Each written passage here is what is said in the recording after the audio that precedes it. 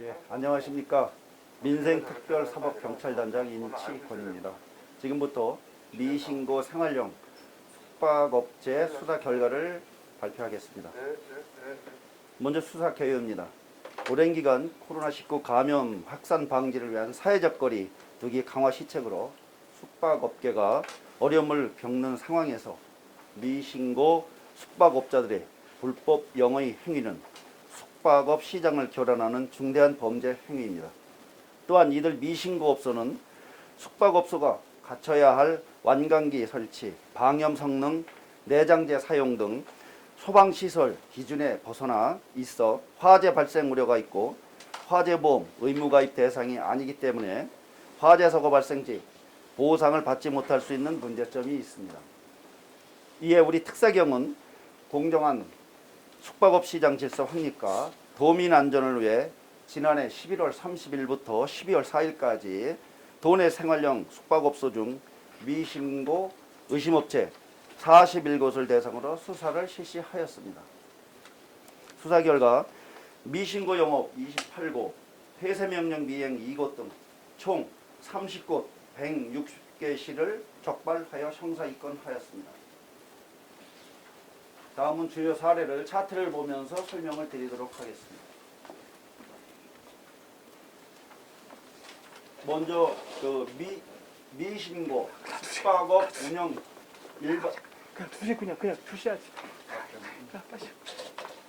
자, 찍을게. 자, 지금 차트를 보면서 설명을 드리도록 하겠습니다.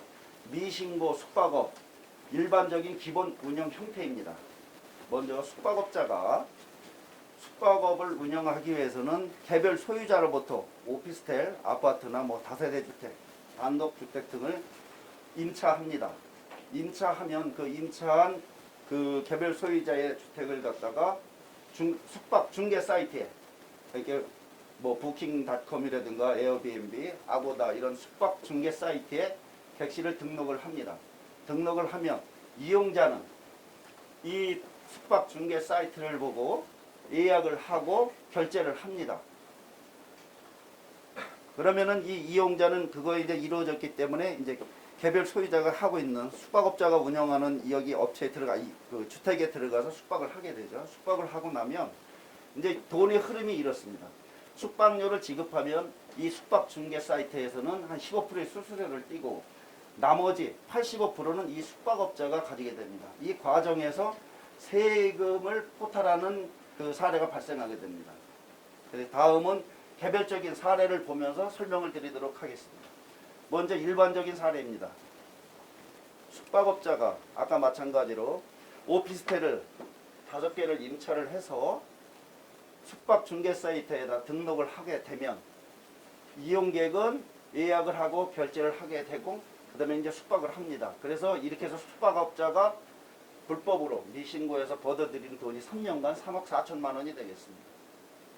자, 두 번째 사례가 되겠습니다. 허위매물형입니다. 이거는 숙박업자가 실질적으로는 자기가 임차한 객실은 2개 정도밖에 안 되는데 실질적으로 더 그 경제적 이익을 목적으로 실제 존재하지 않는 그 객실을 갖다가 이 숙박 중개 사이트에다 올려놓습니다. 그럼 그게 5개가 될 수도 있고 10개가 될 수도 있고 이렇죠. 이거를 올려놓으면 이용자가 예약을 하고 결제를 하게 됩니다. 그럼 이때 올려놓았을 때 이 사람이 7만 원에서 10만 원 이렇게 올려놓게 되면 이 숙박업자는 그 들어온 것을 보고 본인이 다른 숙박업자가 운영하고 있는 숙소를 5만 원을 주고 임차를 합니다. 예약을 합니다. 예약을 하고 나면은 이 사람은 10만 원을 주고 예약을 했기 때문에 그러면 이 숙박업자가 이분한테 우리 숙박업체에 사정이 있어서 좀 객실이 좀 형태가 좀 바뀌었다고 이제 안내를 해주고 그러면 어떻게 할 거냐?